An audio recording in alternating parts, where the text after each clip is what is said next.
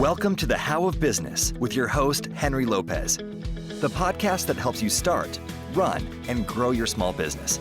And now, here is your host. Welcome to this episode of the How of Business. Today, I have my co-host back with me, David Begin. David, welcome to this episode. Thanks for having me, Henry. It's always a pleasure. I'm looking forward to this dive on this big topic of decision making. So yeah, it's a big one. It's a big one, big topic, and a lot to it. So we're going to probably break this up into a couple of episodes, but we'll take a first round at it here. This concept of the process of making decisions, the hard decisions. As the business owner, you and maybe your partners, if you've got partners, you have to make all of the important decisions. You can't push it up the ladder to your boss or ask a committee probably to come up with a consensus opinion. You have to make the decision.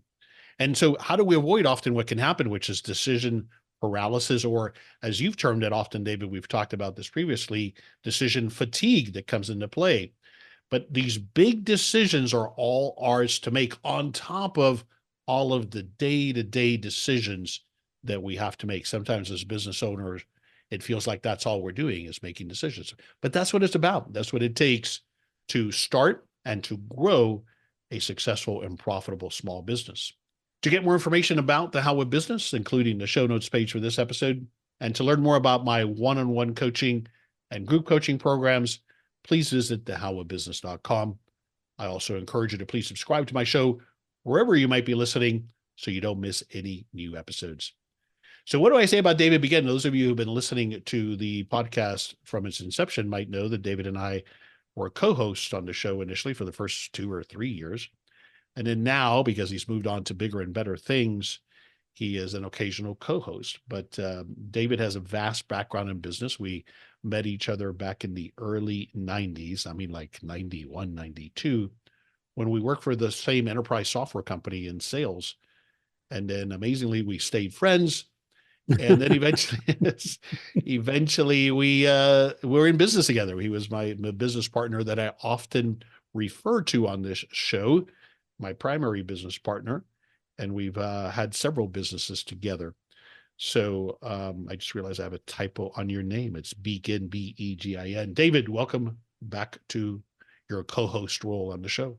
Thanks. Yeah, I love it. I love this podcast. You've done so good. We were at the car wash show a couple weeks ago in Nashville, and somebody came up and said they were huge fans of the How of car washing, but also a huge fan of the How of Business. Oh, that's wonderful. And he was someone who was in high technology, had bought a car wash in Bend, Oregon.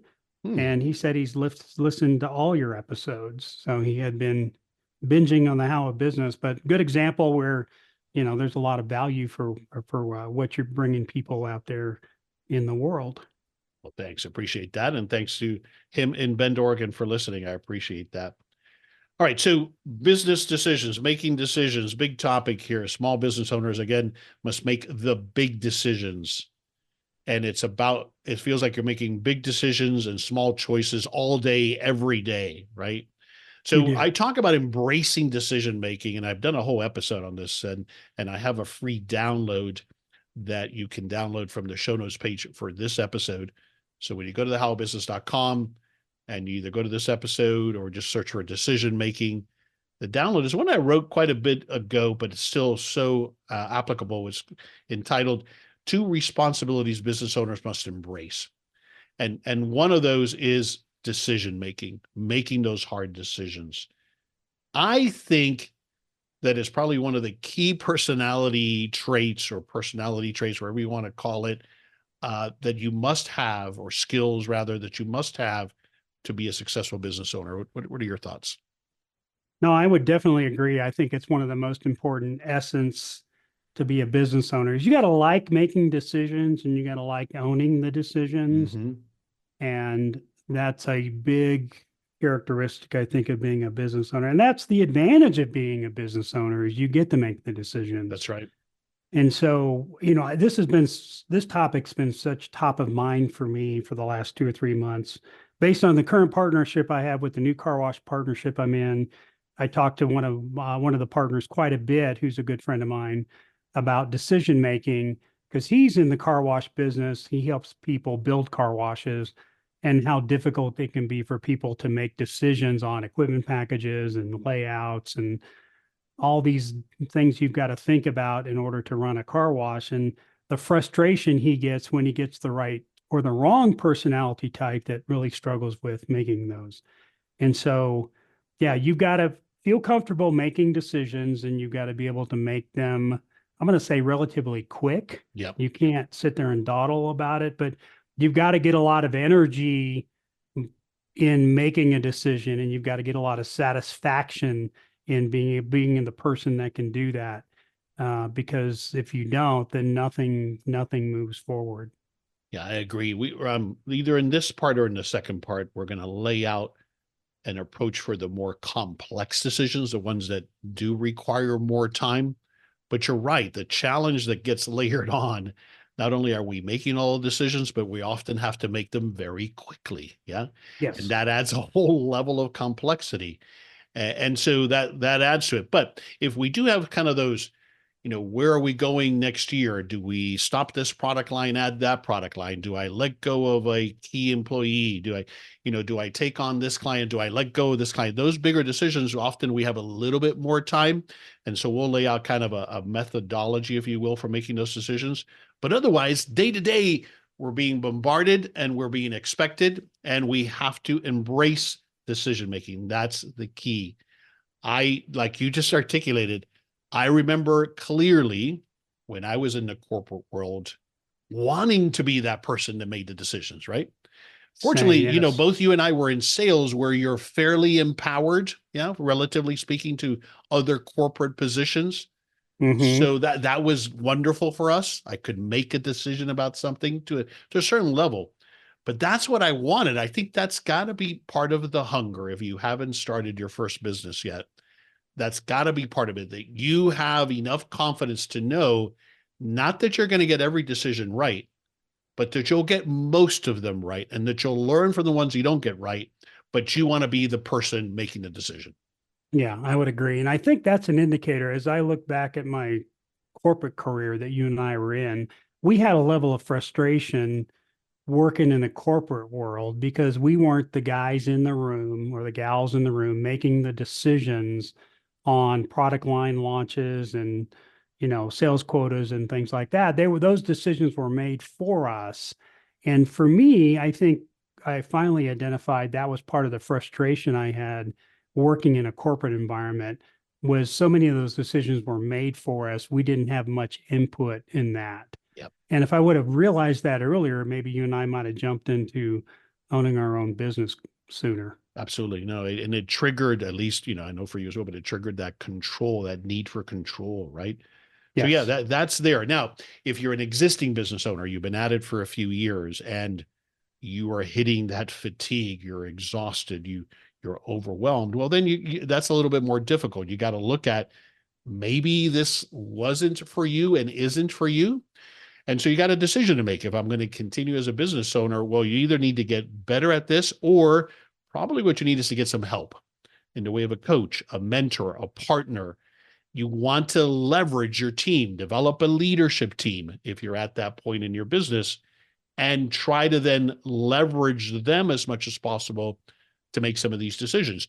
Offload some decision-making where appropriate to the people on your team. You'll often be surprised at how much they can take on, and how often this has to do with delegating, but how often they might do better at it even than you in some circumstances, right? Yeah, I would agree. And it was interesting. I think President Kennedy, in an interview sometime, I remember this interview he did, he says, I don't get the easy decision. So by the time decisions filter through the federal government and get to the president's level, all the easy decisions have already been made. Right. And the president gets the most difficult decisions. Even his staff probably make most of the decisions on behalf of the president. And then the president gets the really tough ones. And it's the same situation for any business owner or business leader, is they get the tough decisions. And so you've got to carve out mental space to work on the hard, tough decisions. I think where most business owners get decision fatigue is when they're having to make decisions on behalf of their employees. And the episode we did on, like you talked about, 423, overcoming decision paralysis, delegation, all of that gets into play. I think a lot of times when business owners are suffering from decision fatigue, it's when they're having to answer questions for the employees. Yeah. And for me, it became a real indicator when everybody was coming to me asking me to make a decision for them. There was some problems I found culturally in the organization where either I micromanaged them, I didn't let them make decisions, or I over criticized the decisions that they made so they didn't feel comfortable making decisions. But I finally got to the point where I said, look, I got to do a better job of delegating this decision-making process out to them and let them make the decisions. The other part of that, Henry, I think we might have talked about this.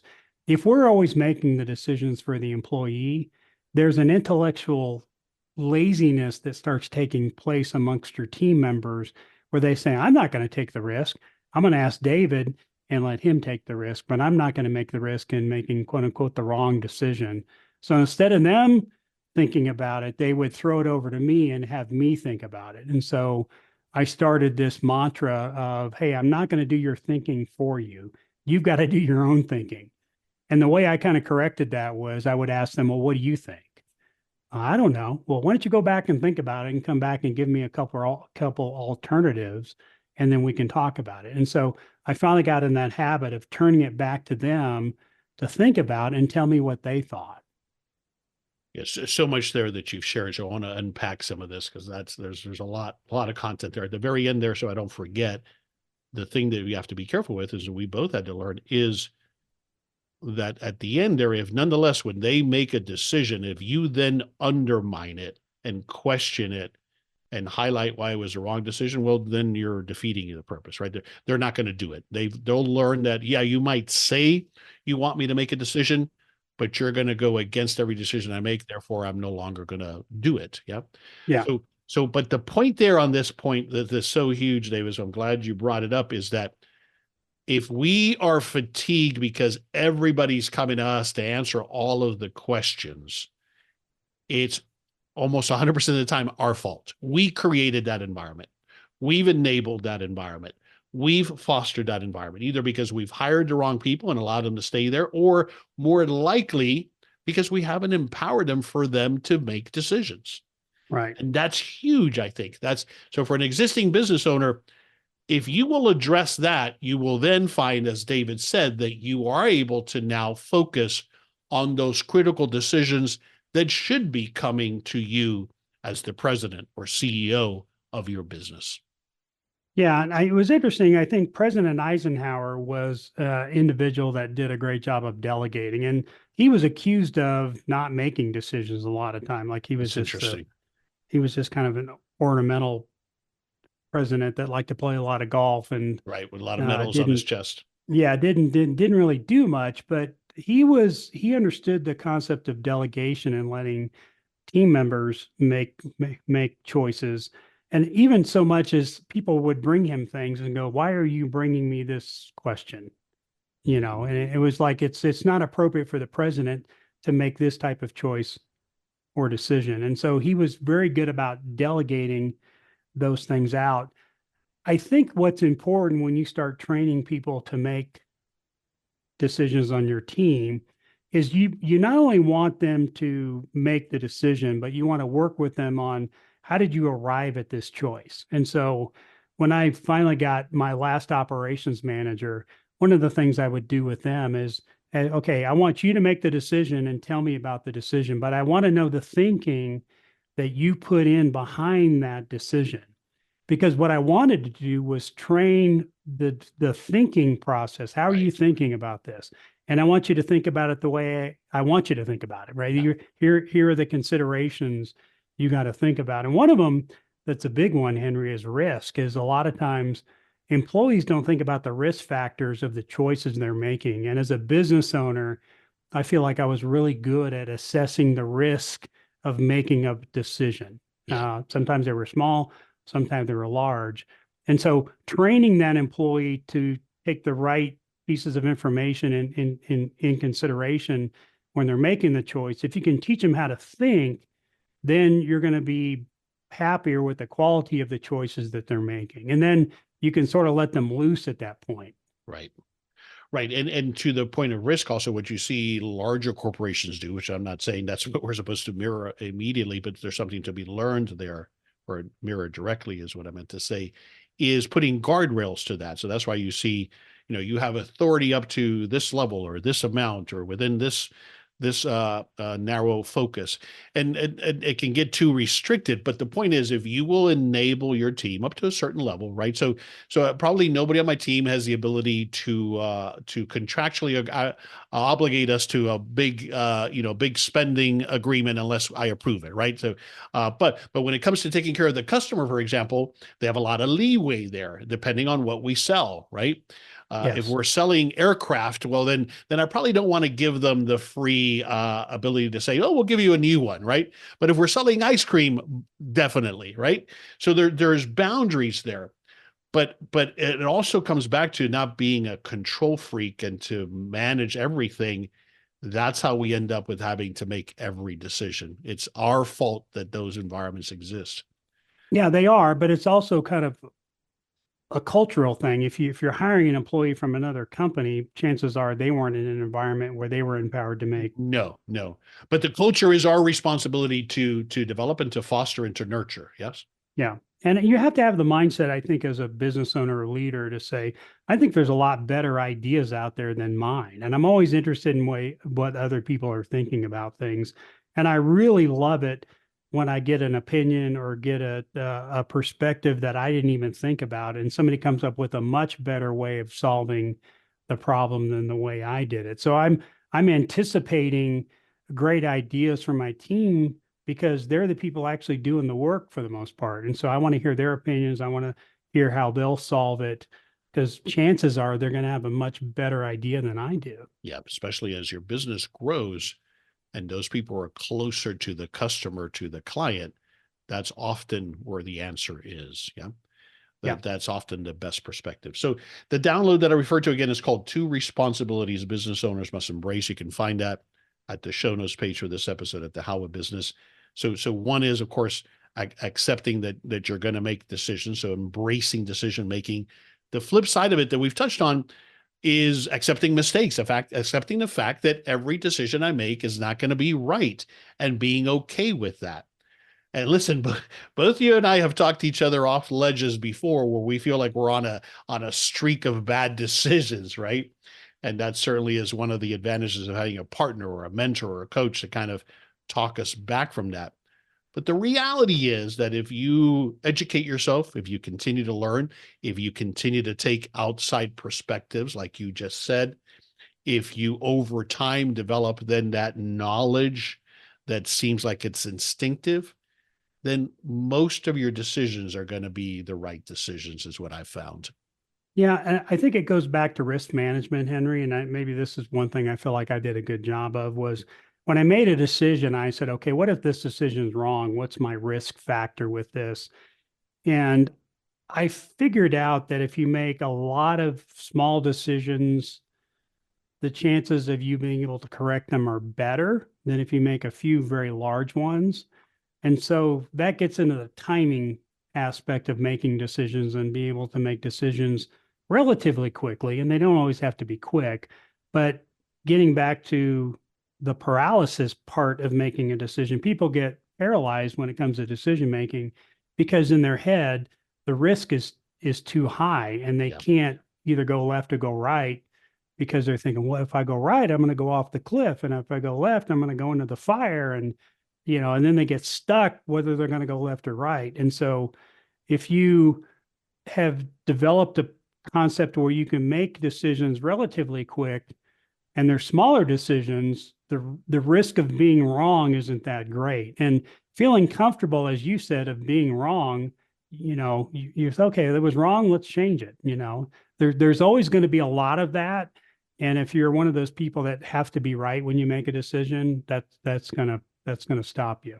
Yeah, this is a huge takeaway. I'm glad you focused it here, because I have found that in almost all of decisions, not all of them, there are some where we're faced with big decisions and there's no way to break it down. But mostly we are able to break it down. And it applies in so many ways. If we look at it, for example, the decision of starting your first business and how monumental that is and certainly can feel, the best approach there is to break it down into logical steps. What's next? What's next? What's next? The point of risk is a huge one. And that's why I always ask the question similar to what you're saying for people who are starting a business and the risk is kind of overwhelming them, is that very question. What is the worst case scenario? If I start this business and a year from now I have to shut it down, what happens? If what happens is that I lose my house and the kids are not going to go to college and I don't know where the next meal is going to come from, then that's too much risk. And so the way that we break that down is we scale down how I'm starting my business. And maybe I'm launching with a pop-up instead of signing that 10-year lease. Yes. Similarly, in an existing business, if I've got a huge directional change to make or maybe a new product line, I can do a small project on it or test it or validate it or do a short run of it to get some feedback. So for most of these issues that we face, either in starting our first business or running and growing an existing business, there is this opportunity to break it down into multiple decisions as opposed to one monumental decision. Yeah, I would agree. And then figure out how to minimize your risk. Because I'm always thinking about risk mitigation anytime I make a business decision. And risk mitigation goes back to, as you said, Henry, what if I'm wrong? What if this is wrong? And we've got to entertain the other side of the coin. And I think as business people, we get naturally optimistic about believing that the business is going to be successful. Right. And you've got to have that innate drive to push yourself. If you didn't believe it was going to be successful, then you wouldn't be doing it, or you shouldn't do it. However, you do got to play with the dark side of it. What happens if it's not successful? What happens if this is partially successful? What happens if the partnership I'm establishing doesn't work out the way we thought it was going to work out? Then what? And that's where, you've got to play with that dark side. And when you play with the dark side, it's okay, what can I do to minimize that dark side or the risk of the decision that I'm about to make? I think it'll make it much easier for you to move forward. Yeah, it is a delicate balance, isn't it? Of on the one hand, confidence in ourselves and our team and our abilities and in our business, and confidence in our decision making. But on the other side, well, what's the worst case scenario? What's the risk here? Yeah, and we've talked about this before. That I think that what's related to this, that you and I and other business owners that we know that do it well, is we think about it a couple moves ahead. So what I have found is people who don't have as much experience with making these kind of big decisions don't think through, all right, if I do that, this is going to do this person's going to react this way, this client's going to respond this way. We very quickly, because we've done it so many times, will think through that and then come back and say, okay, I can deal with the risk there. And that's what people need to learn to do, is that maybe it's called analytical thinking. But it's taking it more than just a decision you're about to make. What are the consequences, good and bad? And that'll help you make that decision, I think. Yeah. And I think it will give you different ideas too. If you think about the risk component of it, can you break it down, like you said, in smaller steps, not signing the 10-year lease, but maybe developing a pop-up stand, or instead of building a restaurant, let's get a food truck. I mean, there's people that are doing, these risk mitigation factors. It was interesting yesterday when I was back in Missouri, Chick-fil-A had a truck that was in that particular town. It's a town of 10,000, so it's not many people, but Chick-fil-A comes every couple of weeks. They bring a truck. Really? And, people are standing in line buying, this stuff that they got to go to, Kansas City to go get or something like that. So, it's a good example of Chick-fil-A not building a store. Right. They're validating the demand. They're not that they need to, but look, isn't it a takeaway that even for them, that in part, I assure you, is validating the market. Yeah. Yeah. And if they get enough, business or transactions, they might consider building a bricks and mortar store. So it's also what they're doing is they're priming the pump there. They're creating excitement. Or that might be that they already have planned a new location, but it's going to take a couple of years for all kinds of obvious reasons.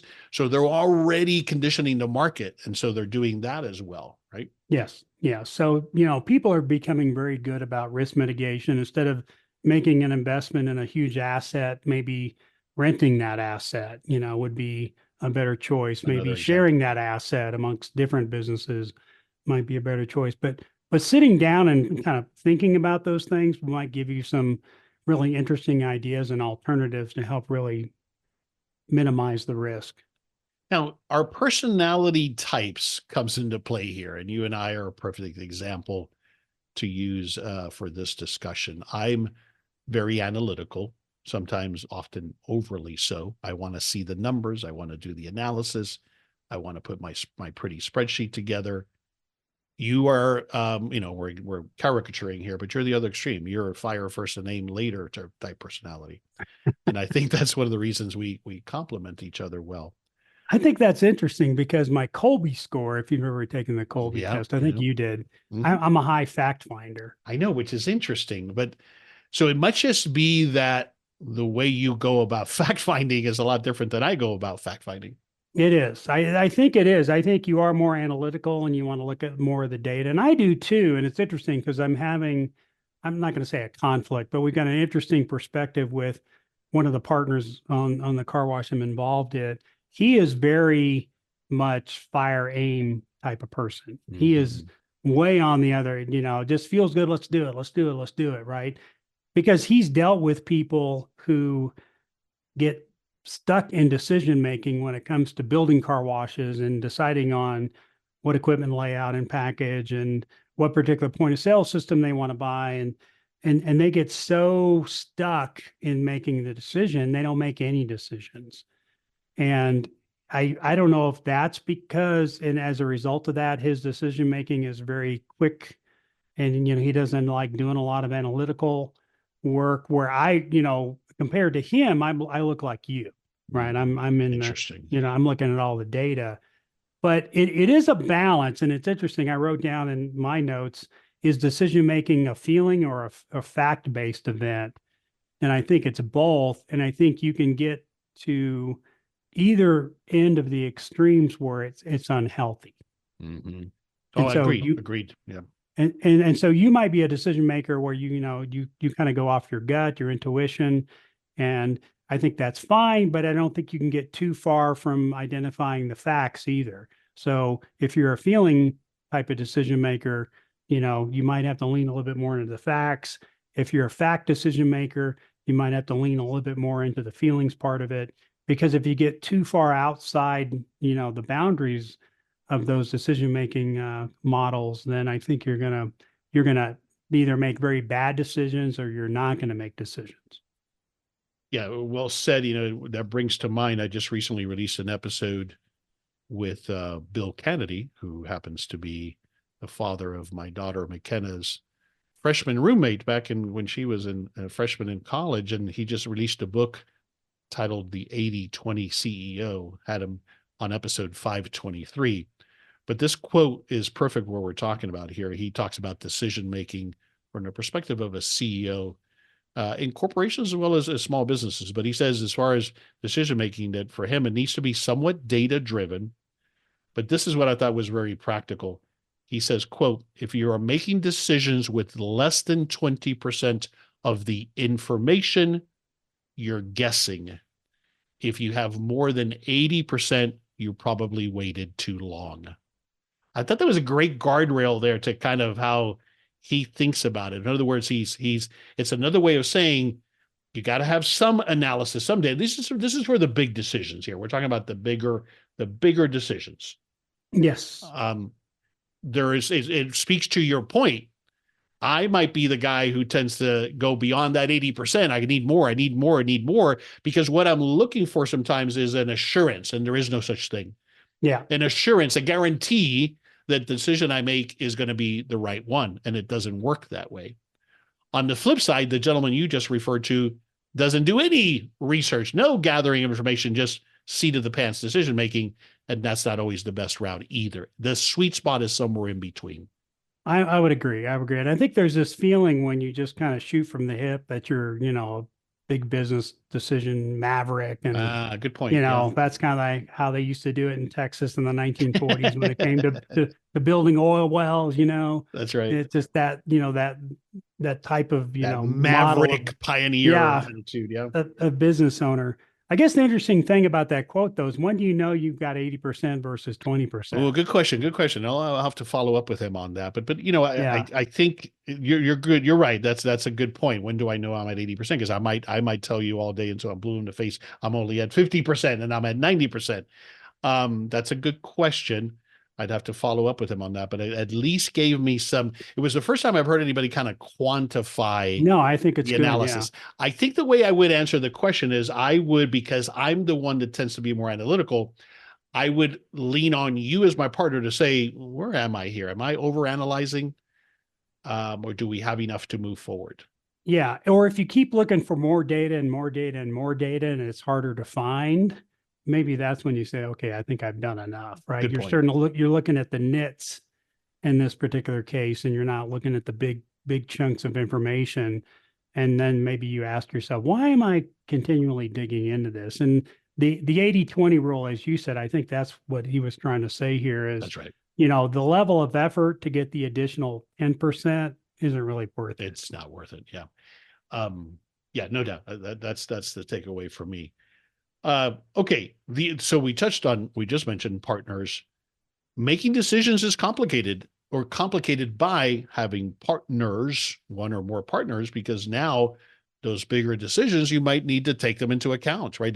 You might need a consensus. So what are your thoughts there? What are some thoughts on how to do that well, to take into account that you need to run it by your partners?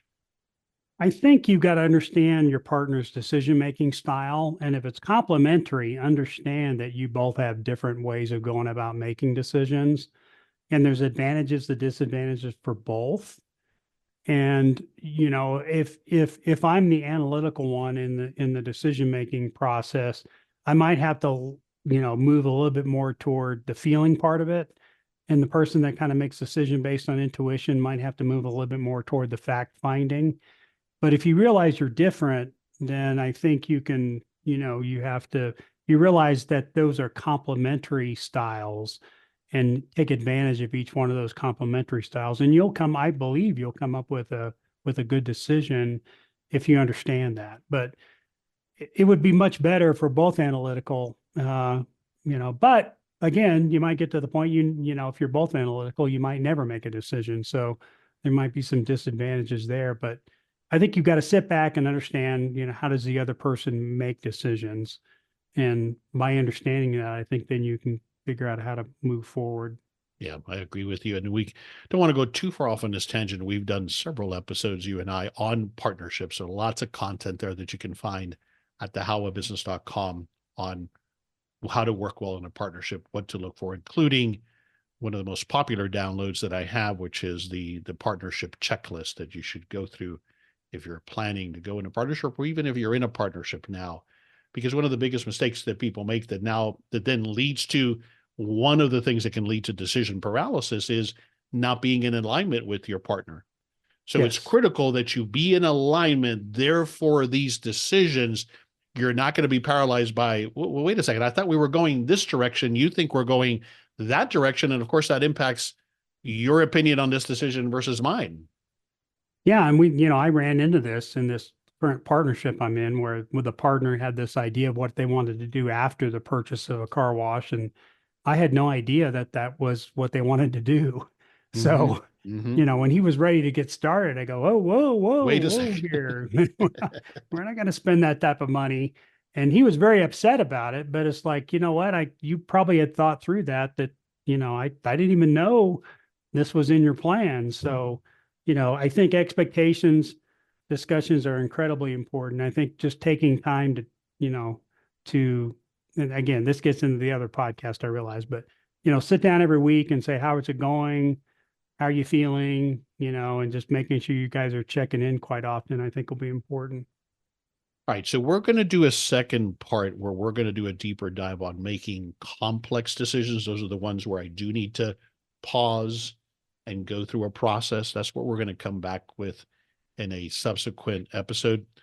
But before I move on to the second part here on this one, just want to take a quick break and make sure everybody knows that the part of the resources that I offer, including, of course, this podcast that's offered to you for free and has been on the air now since 2017, I think it is. One of the things I offer is one-on-one and group coaching programs, as I mentioned in the intro. So if you're interested, if you think it might be a fit for you or you want to explore it further, then the next step is for you to schedule a free consultation with me. And it's very easy to do. Just go to the website, thehowofbusiness.com. You're going to see a link right at the top of the homepage that says schedule a consultation. There's no obligation beyond that. There's no credit card needed. And what that happens then is you and I get on the phone and we chat about what are you planning to do, whether it's a business you're looking to start or an existing business you want to grow. We can chat about what you're challenged with, get to know each other, and then see if one of my coaching programs might be a fit for you. So that's my invitation to you if you're thinking that you need some coaching assistance. David, for you, update us on what you're currently working on and what you want people to know about that you're doing today. Yeah, we're still doing the car wash consulting business right now. So if you're looking to get in the car wash business and you need some operational assistance, that's what we're doing. And I'm trying to figure out how to develop more flexibility in my life. So that's a never-ending challenge. You just recently went on a little RV trip to help with that, right? We did, yeah. Yeah, I got my RV, I got my Starlink, and that's been pretty helpful. So that's been good. So I can work most of the time. If there's line of sight in the RV park, then I'm better off. If there's not, it's a little bit more challenging. But like that Starlink system. So shout out to Elon Musk. Thanks for building that. Oh, that satellite network now that's so comprehensive, right? Yeah, it really opens up, a lot of opportunity to work on the road. With reliable connectivity. Yeah. Yes. Yeah. Excellent. All right. Let's finish up with this next kind of piece of it, which is I want to talk a little bit about a book that I believe really applies to, in a big way, what we're talking about here. I mentioned Bill Kennedy's book, 80/20 CEO, but a book that both of you and I have read, has been out for a while, Malcolm Gladwell, Blink, The Power of Thinking Without Thinking. And there's so much of what he talks in there that I think is still so on target and speaks to this ability to make decisions in what seems to me in a blink of an eye, right? That's the idea behind that title, Blink. You read that book. It's been a while. I need to reread it, but I have read it a couple of times. But what are some of your key takeaways from that book? Yeah, I think it's the key that your intuition is not just based on, they said, trust your gut. You've heard that term there, but there's something scientific to that. So the biggest example in that book is when an art expert looked at a statue and said, "Oh, that's a fake." And I think the LA Museum is one of the museums. Had just bought it. And this art said, "Oh, that's a fake." And that individual to be able to look at it so quickly, it feels like it's an intuitive, an intuitive decision that person made, but it was really based on a number of different facts when he went back and looked at why he felt like it was a fake. There was a lot of expertise around that. So just the thing I like about that is it really explores the intuitive part of decision making, which I think all of us could understand better, do a better job in if we're kind of analytical, or appreciate our capabilities there if we are kind of an intuitive person. Yeah, let me, one of the highlights is, one of the terms, I don't know if he coined it or not, but certainly he shares in this book what he calls thin slicing. But what he talks about is that, and then this is a summary of the book here in part, Blink, the book, reveals that great decision makers aren't those who process the most information or spend the most time deliberating, but those who have perfected the art of thin slicing, which is filtering the very few factors that matter from an overwhelming number of variables. I think that's a very interesting, we've spoken to this, but putting a term to it and then how he speaks to it in the book is very interesting as to how we get there as business owners over time, by developing experience, by having that knowledge that then allows us to do or make what seem like gut decisions, but they're not really gut decisions. Yeah. But this concept of knowing what to look for that matters most, I think is critical, back to the point about how do I know when I'm at 80% of the data? Yeah. Yeah. Yeah. I agree. And I think I'll go back and read that book now, because I think there's some things I can pick up from it. And I can think of somebody we both have in mind that could benefit from reading that book as well. So that's the key. What are the factors that matter when making business decisions? And you'll get better and better at this as you do it. But the sharper you get at that, the better it'll be. Now, that comes with experience. For example, David, what popped into my head is that, you and I came into the car wash business with you to open the third location together after you had already been in the business for a decade at least. Yeah. Yes. So you already had this vast knowledge that you leveraged to make what seemed to me and to our other investors as these quick decisions. And I remember there being disconnect points where I would want more as to why you made that decision, or why not this. And what it was is you were tapping into that knowledge base. You knew how to narrow it down to a couple of things you needed to know, and then you were able to quickly make a decision that you trusted. Yeah. Yes. Yes. That was right. And going back and thinking about that, there was that friction sometimes between us, because I was making very quick snap decisions and you didn't really understand the background of where I was coming from. And also I didn't explain it either, which probably wasn't helpful. So where I think that applies is in how we think about it with our staff that we are leading, right? They may well be new to the industry, or they certainly are new to your environment, or they haven't worked with you that long. So we need to be, as we always talk about, we talked about it as it relates to sales, consciously competent. Why is it that you're so good at it? And you explained it when you talked about that when somebody was coming to you with questions, you not only wanted them to come up with ideas, but you wanted them to explain their thought process behind that decision making. I think that's at the root of it. Conversely, you're taking that opportunity to coach them on the thought process, right? And sharing with people to some extent, that's a level of, how transparent are you, why I'm making this decision. Now, we don't always have the luxury of the time of doing that. I get that, right? If I spent all my time explaining why I'm deciding certain things, we wouldn't get anything done. But that is important as it relates to our staff and as it relates to working with partners. All right, David, so we'll leave it there on this topic of decision-making for small business owners at that point. We're going to pick this back up and do a deeper dive in part 2. And as I mentioned, in part 2, we're going to get into what's a recommended approach, a methodology, if you will, simple one, that you can follow for making more complex decisions, the ones that you're not going to make in an instant or a blink. So what we'll do is we'll wrap it up here and then look for that next episode. My key takeaway for you here is I encourage you to go get the download that I mentioned at the beginning. So that's available at thehowofbusiness.com in the show notes page for this episode. And that's the 2 responsibilities business owners must embrace. Our book recommendation, or one of the book recommendations, is Blink by Malcolm Gladwell. And I think one of the key takeaways also is, if you are overwhelmed, if you're experiencing decision fatigue, is to look at, am I not empowering my team, if I have a team, to make decisions that takes some of that burden off of me? Or are you creating an environment where everybody has to come to you? So those are critical things to look at.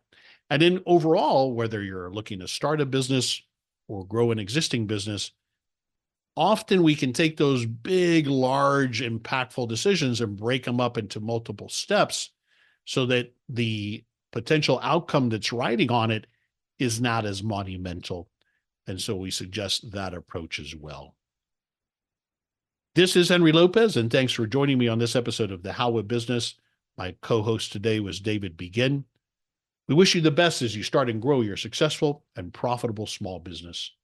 I release new episodes every Monday morning, and you can find this show wherever you listen to podcasts, including at the How of Business YouTube channel and at my website, thehowofbusiness.com. Thanks for listening. Thank you for listening to The How of Business. For more information about our coaching programs, online courses, show notes pages, links, and other resources, please visit thehowofbusiness.com.